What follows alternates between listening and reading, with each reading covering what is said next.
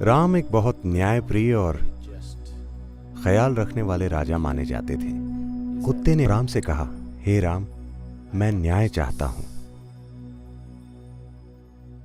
बिना किसी वजह के मेरे ऊपर हमला हुआ है। मैं बस यूं ही बैठा हुआ था।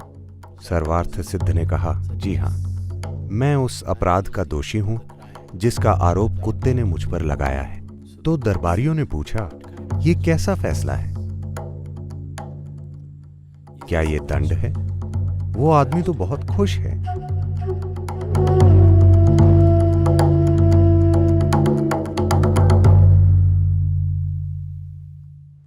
राम एक बहुत न्यायप्रिय और ख्याल रखने वाले राजा माने जाते थे। हर दिन वो दरबार में बैठकर लोगों की समस्याएं सुलझाने की कोशिश करते थे। तो एक दिन के अंत में शाम को जब वो दरबार की कार्यवाहियों को खत्म करने वाले थे, जब उन्होंने सभी लोगों के साथ काम पूरे कर लिए, तब उन्होंने अपने प्रति गहरा समर्पण रखने वाले भाई लक्ष्मण से कहा कि बाहर बरामदे में जाकर देखो कि कोई इंतजार तो नहीं कर रहा है। लक्ष्मण बाहर गए, इधर उधर देखा और वापस आकर कहा, वहां और कोई नहीं है, हमारा आज का काम खत्म हो गया है। राम ने कहा, फिर से जाकर देखो, शायद कोई हो। ये कुछ अटपटी बात थी, वो बस अभी देख कर आए थे। फिर से राम कह रहे हैं कि जाकर देखो। तो लक्ष्मण फिर से गए और आसपास देखा, वहां कोई नहीं था। वो बस लौटने ही वाले थे कि उनका ध्यान वहां बैठे एक कुत्ते पर गया, जिसका चेहरा बहुत उदास था और जिसके सिर पर एक घाव था। तब उन्होंने कुत्ते को देखा और उससे पूछा, क्या तुम किसी चीज का इंतजार कर रहे हो? कुत्ता बोल पड़ा और उसने कहा, हां, मैं राम से न्याय चाहता हूं। तब लक्ष्मण ने कहा, तुम अंदर आ जाओ, और वो उसे दरबार में ले गए। कुत्ते ने आकर राम को प्रणाम किया और राम से कहा, हे राम, मैं न्याय चाहता हूं। बिना किसी वजह के मेरे ऊपर हमला हुआ है। मैं बस यूं ही बैठा हुआ था। एक आदमी जिसका नाम सर्वार्थ सिद्ध है, उसने आकर मेरे सिर पर बेवजह ही डंडे से मार दिया। मैं बस बैठा हुआ था। मैं न्याय चाहता हूं। तुरंत राम ने सर्वार्थ सिद्ध को खोजने के लिए लोग भेजे। वो एक भिखारी था। उसे दरबार में लाया गया। तो राम ने पूछा, तुम अपने पक्ष में क्या कहना चाहते हो? ये कुत्ता कह रहा है कि तुमने बेवजह उसे मारा है। सर्वार्थ सिद्ध ने कहा, जी हां, मैं उस अपराध का दोषी हूं जिसका आरोप कुत्ते ने मुझ पर लगाया है। मैं भूख से तड़प रहा था, मैं गुस्से में था और हताश था। ये कुत्ता मेरे रास्ते में बैठा हुआ था, तो गुस्से और हताशा में मैंने बिना किसी वजह के इस कुत्ते के सिर पर डंडा मार दिया। आप जो भी दंड देना चाहते हैं, कृपया मुझे दीजिए। तब राम ने इस मामले को मंत्रियों और दरबारियों के सामने रखा और कहा, आप इस भिखारी के लिए क्या दंड तय करना चाहते हैं? उन सब ने इस पर विचार किया और कहा, एक पल रुकिए, यह बहुत पेचीदा मामला है। पहली बात है कि इस मामले में एक इंसान और एक कुत्ता शामिल हैं। तो जो नियम कानून हम आम तौर पर जानते हैं, वो इसमें लागू नहीं होते। तो एक राजा के रूप में ये आपका अधिकार है कि आप इसका फैसला करें। राम ने कुत्ते से पूछा, तुम क्या कहते हो? क्या तुम्हारे पास कोई सुझाव है? कुत्ते ने कहा, जी हां, इस आदमी के लिए मेरे पास एक उचित दंड है। वो क्या है, हमें बताओ।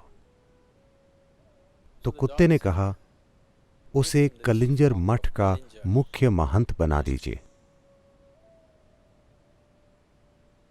राम ने कहा, ऐसा ही किया जाए, और भिखारी को कलिंजर मठ का मठाधीश बना दिया गया, जो एक बहुत प्रतिष्ठित मठ था। तो राम ने भिखारी को एक हाथी दे दिया। वो इस दंड से बहुत खुश होकर हाथी पर सवार हो गया और बहुत प्रसन्नता से मठ की ओर चल दिया। तो दरबारियों ने पूछा, ये कैसा फैसला है? क्या ये दंड है? वो आदमी तो बहुत खुश है। तब राम ने कुत्ते को कहा, तुम खुद इस फैसले को स्पष्ट करो। कुत्ते ने कहा, अपने पिछले जन्म में मैं कलिंजर मठ का मठाधीश था,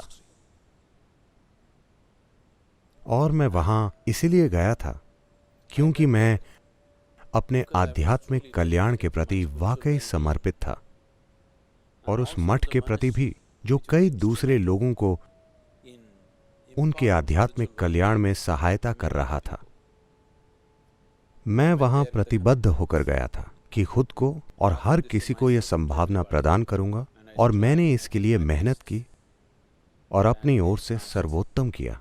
लेकिन जैसे जैसे दिन गुजरते गए, धीरे धीरे मेरे मन के दूसरे विचार कभी कभार मुझ पर हावी होने लगे। अधिकतर तो मैं अपने लक्ष्य पर टिका रहता था, लेकिन कभी कभार वो मुझ पर हावी हो जाते थे। मुख्य महंत बनने के साथ साथ मुझे जो नाम और प्रसिद्धि मिली, उसने मुझ पर प्रभाव डाला। कई बार मेरे बजाय मेरा अहंकार काम करने लगता था। कई बार मेरे पद के कारण लोगों द्वारा दी गई सरल सी पहचान से मुझे अच्छा लगने लगता था। लोग मुझे एक पवित्र आदमी मानकर वैसा बर्ताव करने लगे। मैं अपने भीतर जानता था कि मैं वैसा नहीं हूं, लेकिन मैं वैसा बर्ताव करने लगा, उन चीजों की मांग करने लगा जो आमतौर पर एक पवित्र व्यक्ति के पास होती हैं। मैंने खुद को अपने संपूर्ण रूपांतरण की ओर प्रतिबद्ध नहीं किया, लेकिन वैसा होने का दिखावा करने लगा, और वैसे भी लोगों ने मेरा साथ दिया। ऐसी चीजें हुई, और खुद के आध्यात्मिक कल्याण के प्रति और अपने आसपास के लोगों के प्रति मेरी प्रतिबद्धता धीरे धीरे कम हो गई। कई मौकों पर मैंने खुद को मार्ग पर वापस लाने की कोशिश की, लेकिन अपने चारों ओर मौजूद जबरदस्त पहचान में मैं कहीं खो गया था। और ये सर्वर्थ सिद्ध, इस भिखारी के अंदर गुस्सा है, इसमें अहंकार है, इसमें हताश होने की क्षमता है।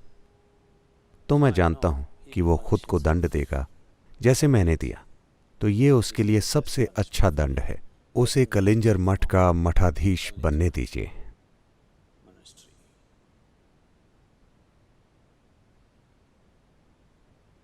लोग खुद को असाधारण मात्रा में दंड दे देते हैं, खुद पर पीड़ा और कष्ट ले आते हैं, पर जरूरी नहीं है कि उनका जीवन बुरे कामों में लगा हुआ हो। हो सकता है कि जीवन आध्यात्मिक कल्याण के लिए प्रतिबद्ध हो सकता है कि जीवन कई अच्छे कामों में लगा हुआ हो, पर रोज वो कुछ चुनते हैं और फिर कुछ और चुन लेते हैं। वो अपने भाग्य को एक दिशा में ढलने नहीं देते।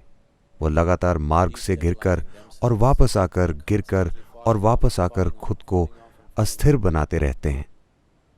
वो खुद पर असाधारण परेशानियां ले आते हैं। इसीलिए नहीं कि उनमें कोई बुराई है, सिर्फ इसीलिए simply because they don't allow life to form itself. क्योंकि वो जीवन को बनने नहीं देते। ये कुछ ऐसा है कि जो चीज आकार ले रही है उसे बार बार हिलाना। हर बार जब आप चुनते हैं और त्याग देते हैं, आप अपने भाग्य की दिशा को बिगाड़ देते हैं। बहुत सारी साधना और कई चीजें करने के बाद आप एक निराशा की स्थिति का सामना करते हैं। कोई स्थिति निराश करने वाली नहीं होती। अगर आप किसी स्थिति को देखकर निराश हो जाते हैं और आप उस मार्ग को त्याग देते हैं जो आपने चुना है, कल सुबह फिर आप मार्ग पर चल देते हैं, लेकिन कुछ घंटों के लिए मार्ग को त्याग देने से आपने अपने भाग्य के बनने को, अपने भाग्य की दिशा को अस्थिर कर दिया है। एक प्रतिबद्ध मन, एक ऐसा मन जिसकी प्रतिबद्धता स्थायी है और जो हमेशा के लिए चुन लेता है।